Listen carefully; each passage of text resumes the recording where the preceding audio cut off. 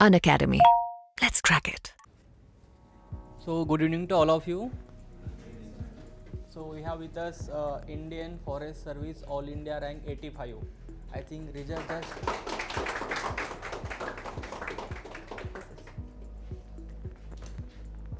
All India rank 85 in Indian Forest Service 2022. Mr. Prathamesh Tizare. So very down to earth person, and he is available for us within I think 3 hours of the result.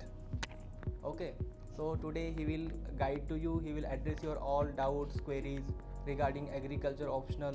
He also given Indian civil service, okay, this year's mains, but could not, I think you appeared for interview also, but he could not get final selection in the civil service, but in Indian forest service he got all India rank 85. So I am once again congratulating Mr. Prathamesh on the behalf of Unacademy store New Delhi. And please Prathamesh, guide to the student, please tell your strategy, your overall journey along with your civil service, forest service, your how you prepare for agriculture optional and everything. Good afternoon all of you. My name is Prathamesh Keshav Tizare.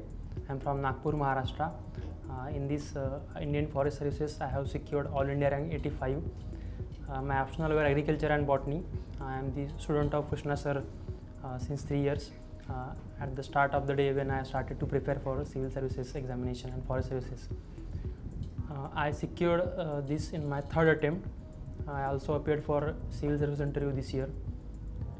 During my graduation, which is in the agriculture, and also I have a postgraduate during MSc agronomy. That days also I started thinking about civil services and forest services. After having completed my post graduation, I have decided to exclusively prepare for civil services.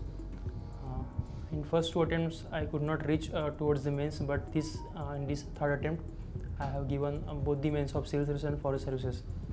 I just missed the civil services with a few marks, but I am secured this rank with this. During my preparation, I am the student of Unacademy online courses, as well as I have been in touch with Krishna sir consistently. I have allotted to his test series program, as well as my agriculture notes were completely from the synopsis of Krishna Bokre sir since first edition. I have consistently upgraded with my own strategies, and I think where they are not sufficient, I upgraded with my own content. So I am always thankful to Krishna sir, Unacademy, and all the seniors and juniors who have there with me during this journey. So for the beginners, जब मैं agriculture में post graduation किया था तो मेरे को एक concepts का थोड़ा सा अंदाज़ा था कि एग्रीकल्चर कितना वास्ट है और कितने डेप्थ में जाना चाहिए. फिर मैं मेरे सीनियर्स थे कुछ जिन्होंने एग्रीकल्चर ऑप्शन में गुड रैंक्स लाए थे, तो उनसे मैं टच में था कि इतनी वास्टनेस कितनी कवर करने है, या मेंस की तैयारी जो करते हैं अपन. तो पहला अटेम्प्ट होने के बाद पता चला मेरे को कि नहीं, मेंस आप पहले रेडी होनी चाहिए. अगर आप मेंस रेडी नहीं है तो it can be a blunder during the time when you clear the prelims. So that time मैंने ऑप्शनल का कृष्णा बोकरे सर का जो सिनॉप्सिस है वो लिया सर से, और उसको मैंने 1 पेज ब्लैंक और 1 पेज रफ नोट्स में लिया, और मैंने उसको अपग्रेड करते गया कंटिन्यू. उसको मैंने आंसर अपने फॉर्मेट में बनाया, जो कि मैं डायरेक्टली आंसर के फॉर्मेट में यूज़ कर सकूँ फाइनल टाइम में. और उसको प्रीलिम्स के पहले मैं 3 रिविजन्स कर पाया टारगेटेडली इस बार भी, और लास्ट टाइम भी जो कि प्रीलिम्स नहीं हो पाया था. तो 3 रिविजन्स में मैंने पहले ऑप्शनल कंप्लीट किया था, और उसके बाद थोड़ा फाइन नोट्स करके हर सब्जेक्ट को 3 से 4 पेज में निकाला था फाइनली, जो कि रिवीजन में काम आया. तो मैंने वही स्ट्रेटजी फॉलो की. कृष्णा सर से मैंने टेस्ट सीरीज ज्वाइन की जस्ट आफ्टर प्रीलिम्स. मैं 4 से 6 टेस्ट लिख पाया. मेरे को लगा कि वो बहुत कम था, जिसका लॉस मेरे को बाद में हुआ, क्योंकि ऑप्शनल में अगर 2 टेस्ट और लिख पाता तो वही से डायरेक्टली क्वेश्चन आए थे इस बार भी सर की टेस्ट सीरीज से, तो शायद वो मेरे क्वेश्चन ओवर बिल्डअप हो पाते और ज़्यादा मार्क्स शायद ऑप्शन में आ सकते थे. सिविल सर्विसेज का रिजल्ट एग्रीकल्चर ऑप्शन थोड़े कम आने की वजह से, क्योंकि प्रैक्टिस बहुत कम की, क्योंकि इसका टारगेट दोनों भी था, फॉरेस्ट करना है सिविल करना है, फॉरेस्ट करना है सिविल, इसमें बहुत जमलिंग हो रही थी. फिर finally he decided to go for forest service and he prepare for his botany, because same time he have to prepare both exams, but he finally got rank in that forest service. Yes, agriculture optional is well manageable. syllabus थोड़ा सा ज़्यादा vast है.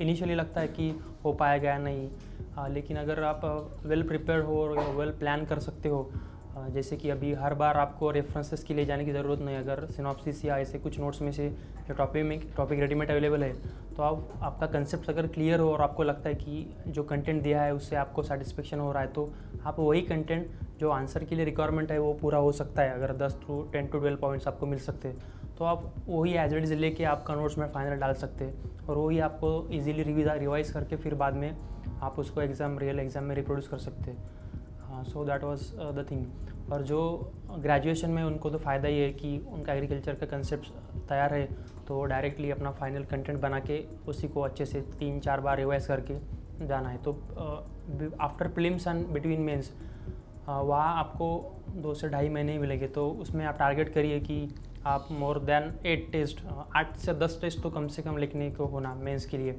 Optional के लिए। Civils और forest का तो near about same ही है ऑप्शनल का सिलेबस, थोड़ा डेप्थ फॉरेस्ट में ज़्यादा है सर, तो वहाँ पे थोड़ा टेक्निकल क्वेश्चन आप एक्सपेक्ट कर सकते हो, यानी कि ज़्यादा डेप्थ में। तो उसी के लिए आपको सोर्सेज तो सेम ही है सर के सोर्सेज, लेकिन क्वेश्चन आपको थोड़ा अटेम्प्ट और डेप्थ में करना होगा। जैसे अभी आप देख सकते हैं कि लास्ट टाइम में फॉरेस्ट में जो एग्रीकल्चर से क्वेश्चन आए थे, तो हम सॉइल्स टाइप्स इन इंडिया पढ़ते हैं, लेकिन फॉरेस्ट में soils types in India according to ISR classification पूछा है। तो this sort of some depth is there, तो you have to prepare it accordingly, आपको वैसे जाना है।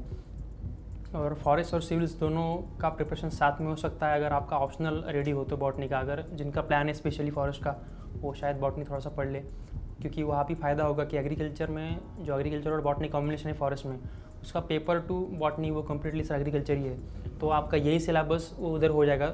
सिवाय थोड़ी डेप्थ ज़्यादा है तो वो आप बाद में कर सकते हैं सिविल्स के बाद में जब फॉरेस्ट होगा तो। बाकी सिविल्स के लिए जो कंटेंट चाहिए वो आई थिंक सर के सिनॉप्सिस में मोर देन 80% सिलेबस वो आप एक कंपाइल किया है, तो आप वो लेके उसमें थोड़ा एनरिचमेंट करके उससे थोड़ा फाइन नोट्स निकाल के अपना खुद का कंटेंट बना के उसकी 3 रीडिंग्स बिफोर प्रीलिम्स, मेरे हिसाब से ऐसा लगता है कि एटलीस्ट 3 रीडिंग्स बिफोर प्रीलिम्स और आफ्टर प्रीलिम्स एटलीस्ट 3 रीडिंग्स। सो वो 3 और 3 6 रीडिंग्स में आप अच्छे तरीके से एग्रीकल्चर को रिप्रोड्यूस कर सकते हो। आपको टेस्ट तो लिखना है उसमें, 3 रीडिंग्स में आपको 8 टेस्ट तो लिखना है, शायद 8 से 10 test.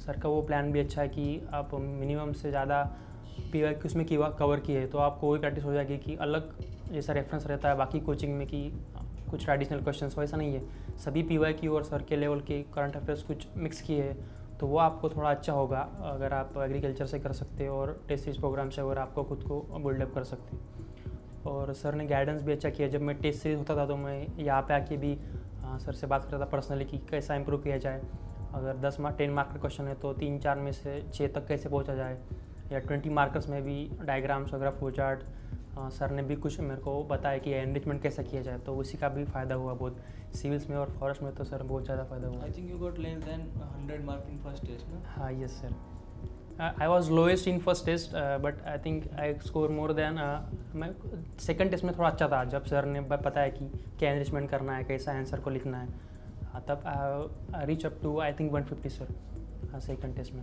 Regarding GS, actually GS का भी वैसे ही है, जिस ईयर आप प्रीलिम्स सिंसियरली कर रहे हो, एटलीस्ट अभी तो प्रीलिम्स का डाइवर्सिटी देख के आपको तो कम से कम 6 महीने तो प्रीलिम्स करने हैं CSAT और GS पकड़ के, तो आपको उसी हिसाब से उसके 5 महीने से पहले आपको मेंस रेडी रहना है।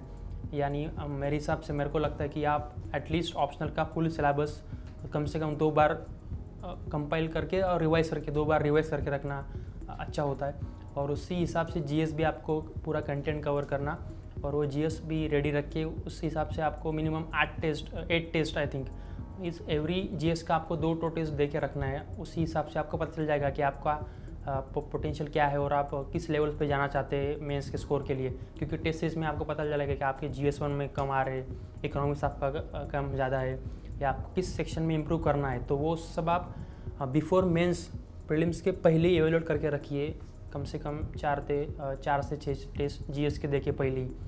तो ईच एंड एवरी GS में यही करना है आपको कि अक्टूबर या नवंबर तक, अगर आप जनवरी से प्रीलिम्स कर रहे हो तो अक्टूबर नवंबर तक आपको टारगेट करना है कि वो आप उसमें सब आप GS आपके इवेल्यूएट करके फिर रेडी रहे जनवरी दिसंबर एंड तक। और सेम स्टाइल से ऑप्शनल का सब कंपाइल करके 2 रीडिंग्स करके वो नवंबर दिसंबर में आप टेस्ट वगैरह दे के रेडी रहे।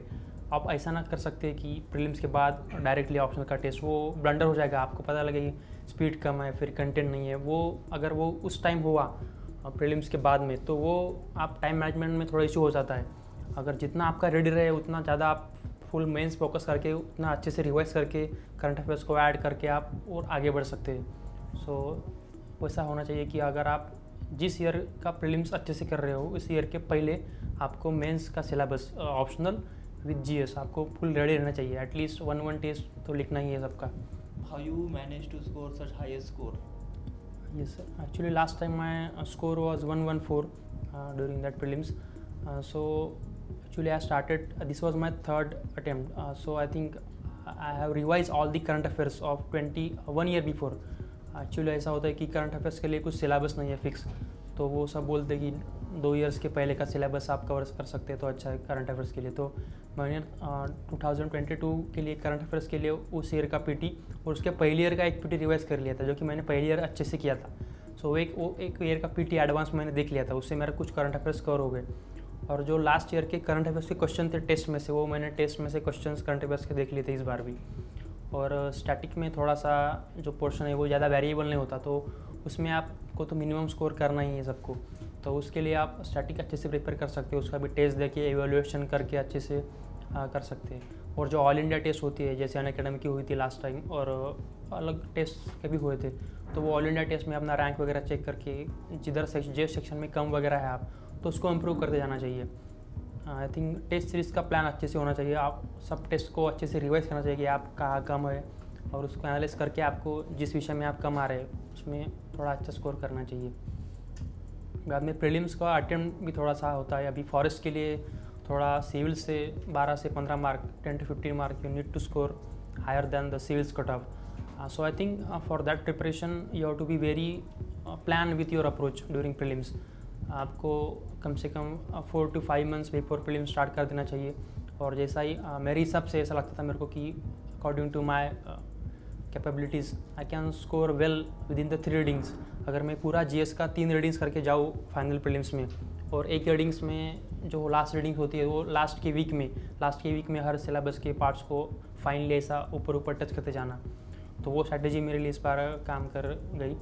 और मेरे को लगता है कि वही इम्पोर्टेंट है कि आप जितना ज़्यादा रिवीजन कर सके आपके अनुसार, तो उतना ही इम्पोर्टेंट है और उतना ही इफेक्टिव होता है लास्ट में। और टेस्ट का अच्छे से रिवाइज करना, उसको एनालिसिस करना, आप कहाँ कम है वहाँ आपको उस सेक्शन में इम्प्रूव करते जाना, that will be the fruitful thing. If you have any doubt, queries, you can ask Prathamesh because he have another program somewhere else, so you can just ask your questions in brief. So ये mains के लिए GS का particularly हम बोले तो वो कब से टेस्ट सीरीज ज्वाइन करना चाहिए? टेस्ट सीरीज़ फुल लेंथ के लिए आप बोल रहे हैं? जैसे मेरा अक्टूबर तक खत्म हो जाएगा, तो आप अभी इसके 2-3 टाइप्स है। अगर आपको लगता है कि आप फुल सिलेबस करके ही टेस्ट कर पाते हो तो अच्छा है, लेकिन आपको लगता है कि आपका हिस्ट्री पूरा हो गया एंशिएंट, मिडियल, मॉडर्न, तो आप एंशिएंट, मिडियल होने के बाद उसी के सेक्शनल उसी टाइम सॉल्व कर सकते हो, और वो उससे आपका आंसर राइटिंग तभी से स्टार्ट हो जाएगा। और at the end of the October और नवंबर आपका 3 महीने से जो कंटिन्यूस आंसर राइटिंग है वो आपका लेवल बढ़ जाएगा, क्योंकि आंसर राइटिंग जो चीज़ है वो 1 महीने में 2 महीने में आपकी उस लेवल तक नहीं आ सकती। तो आपको कंसिस्टेंट 3 से 4 महीने आंसर राइटिंग का अच्छे से कोर्स करना होगा, और उसके बाद 1-2 टेस्ट सीरीज़ लगा कि इवैल्यूएट करना होगा कि आप सही डायरेक्शन में है या नहीं। तो 5-6 महीने की स्ट्रैटेजी है, तो आप जितना जल्दी कर सके, लेकिन जितना जल्दी आने आपको उस सिलेबस का ब्रीफ आइडिया होना, पूल उसकी PYQ आपको सभी पता होना, और उसके बाद आपका एनालिसिस होना उस पर खुद पे कि ये क्या डेप्थ में आ रहा है, किस पॉइंट आप चाहिए, और टॉपर्स कैसे लिखते हैं, टॉपर्स क्या कॉपीज़ के एनालिसिस कर लेना। जैसे कृष्णा सर की अवेलेबल है टेलीग्राम चैनल पे, वो टॉपर्स एग्रीकल्चर की कॉपीज़, तो मैं वो भी देखा था कंसिस्टेंटली सर, ऑप्शनल में वो भी हेल्पफुल थे, उससे कुछ कंटेंट आपको मिल सकता है, तो उस लेवल से आपको करना है। न्यूज़पेपर से नोट्स कैसे बनाना है? तो क्योंकि नोट पेपर पढ़ते हो सारे न्यूज़ तो इम्पोर्टेंट लगते हैं, तो क्या देखते हैं? न्यूज़पेपर्स एनालिसिस का तो बहुत ज़्यादा इंपॉर्टेंट है प्रीलिम्स के लिए, मेंस के लिए, because most of the questions in civils are directly from current affairs topics.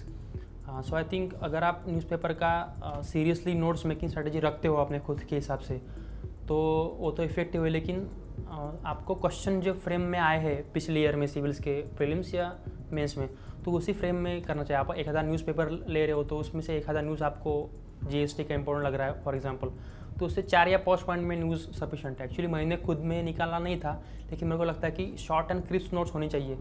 अगर आप एक 1 आवर न्यूज़पेपर पढ़ रहे हो और 1 आवर नोट्स निकालने हो तो that is not the effective one. I think short में चाहिए आपके पास कंटेंट। और स्मार्ट वेज भी है जो लैपटॉप में कोई करते हो एवर नोट वगैरह, तो वो इफेक्टिव तरीका है न्यूज़पेपर का कंपैरिजन रखने का, बिकॉज वो ऐसा आप कर रहे हैं तो इफेक्टिव है मेंस के लिए। बाद में वो खुद का कंटेंट अच्छे से रिवाइज हो सकता है।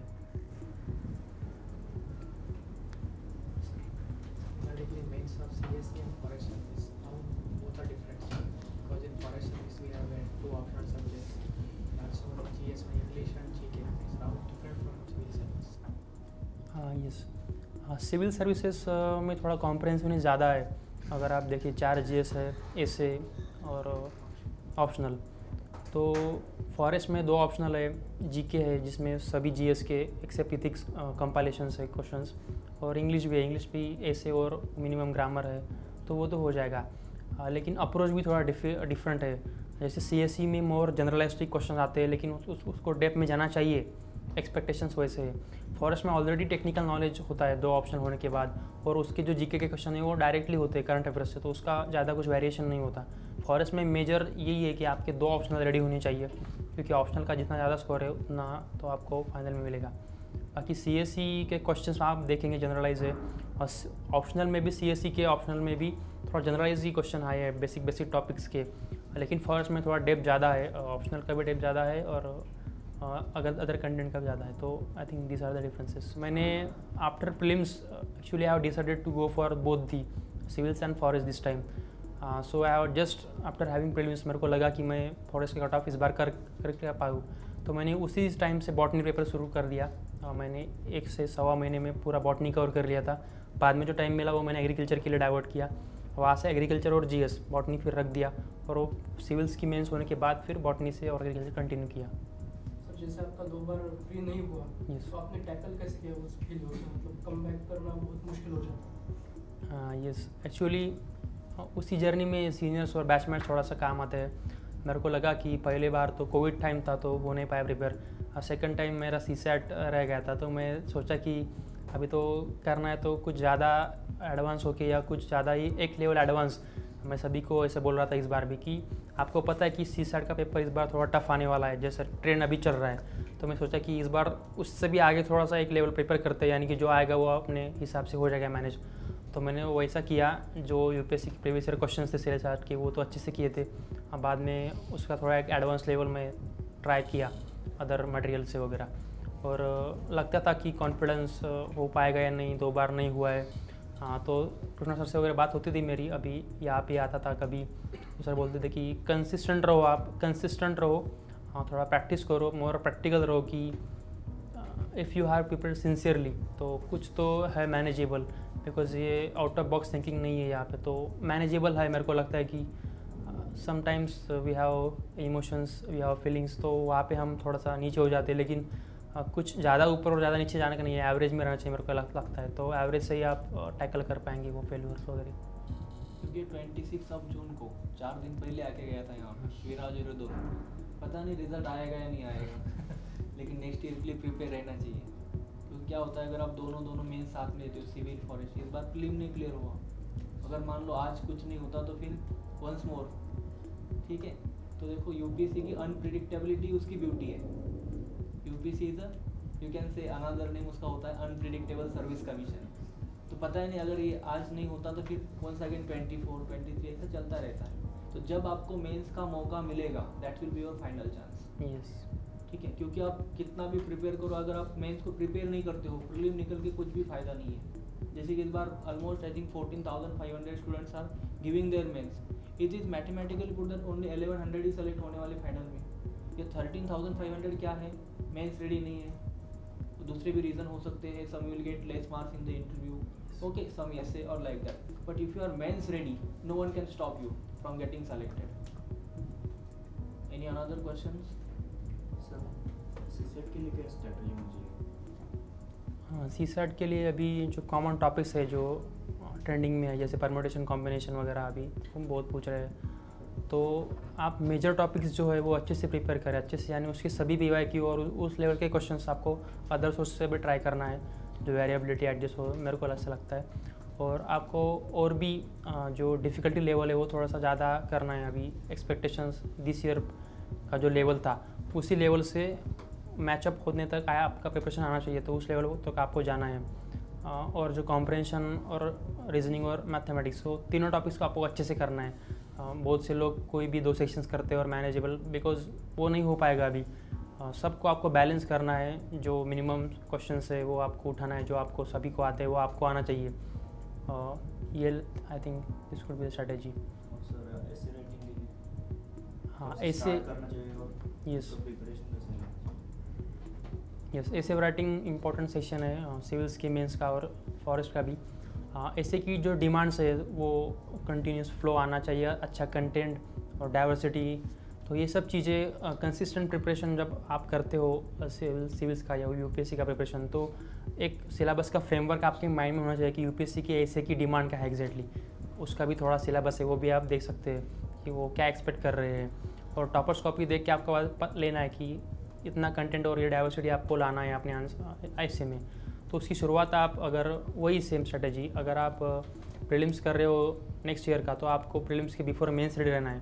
तो आपको वो मेंस रेडी रहना है, इसमें आपको कम से कम 10 से 15 ऐसे खुद से लिखना है।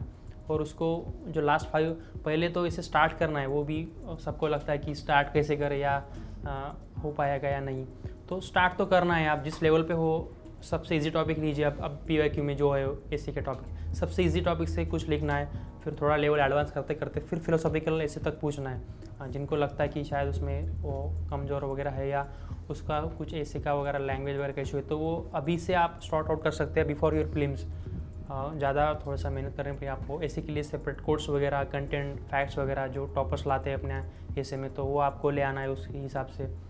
और 10 to 15 ऐसे मिनिमम लिखना चाहिए आपको बिफोर प्रीलिम्स की स्ट्रैटेजी। और before after prelims and mains अच्छे से वहाँ भी 10 to 15 ऐसे लिख के सब इवेल्यूएट करके आपको जाना है, तो वो आपका लेवल आ जाएगा ऐसे के लिए।